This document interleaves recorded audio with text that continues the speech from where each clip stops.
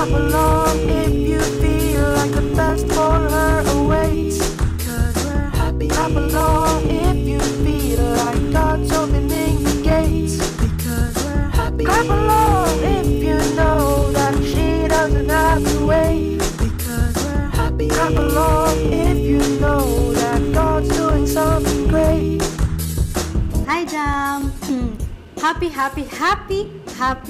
birthday sa'yo. And bagay na bagay sa'yo yung pangalan mo. Kasi you're so sweet. Kung paano kita nakilala noon na sweet little Jam, hanggang ngayon, ganun ka pa rin. Isa ka sa mga inspiration ko dito sa ministry.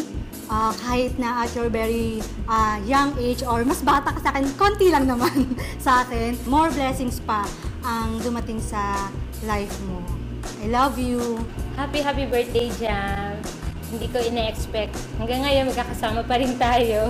Sobra akong na-amaze din sa move din ng Lord sa'yo kasi natatandaan ko nung Alimol days pa, maliit ka pa noon, sinasamahan lang kita sa McDonald's and lagi mong pinabibili yung spaghetti kayo nila Josh. Eh ngayon, naglilid ka na ng youth, tapos meron ka pang share movement. Nagpapasalamat ako kasi meron kaming Jam na nakikita namin yung passion, yung love niya sa Lord. Kaya yun, happy birthday, Jam. I love you. Happy birthday, Jam! Thank you sa lahat ng favor and sa mga pictures, syempre. Sabi na nilang lahat, kaya happy birthday na lang sa akin. Happy birthday, Ate Jam. Thanks for being a great ate sa akin that na always mo nakaka-capture yung memories naming lahat by the way you pictured us. Binigyan ka talaga ni God ng best gifts na I really admire din. And keep on shining for Jesus. Greetings kay Sister Jam. Para sa anak ni Pastora na maganda at saka cute.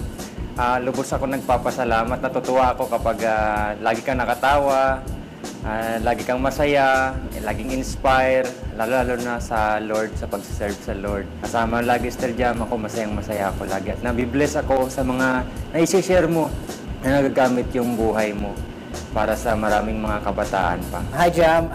I would say siguro isa ka sa pinaka underrated, underestimated na person who have done quite a lot at your age.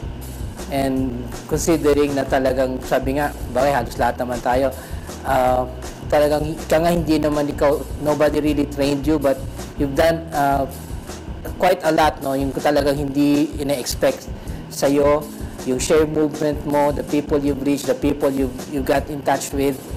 And yun, I would say, I'm looking forward, I know maraming gagawin pa ang Lord sa'yo. And tandaan mo lang to, no? Hindi mo mararating mga narating mo without me. Kasi ako nag-drive para sa'yo. Kaya text mo lang ako pag kailangan mo ako. God bless you. Happy birthday. To my adopted daughter, Jam, happy New Year. I love you, Jam.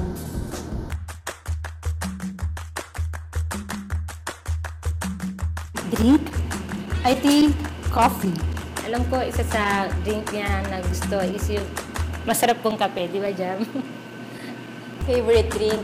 Coffee. Coffee. Coffee. Starbucks. Iced coffee. Feeling ko wala kasi feeling ko lahat gusto niya. Yung chicken na na ayaw niya yung Thai part, gusto niya yung breast. Least favorite food? Adobong chicken? Chicken adobo. Hindi ko alam. Adobo. Ganto.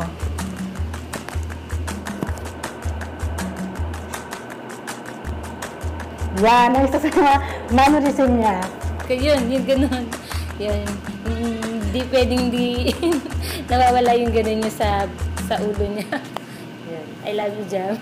Alam ko yan.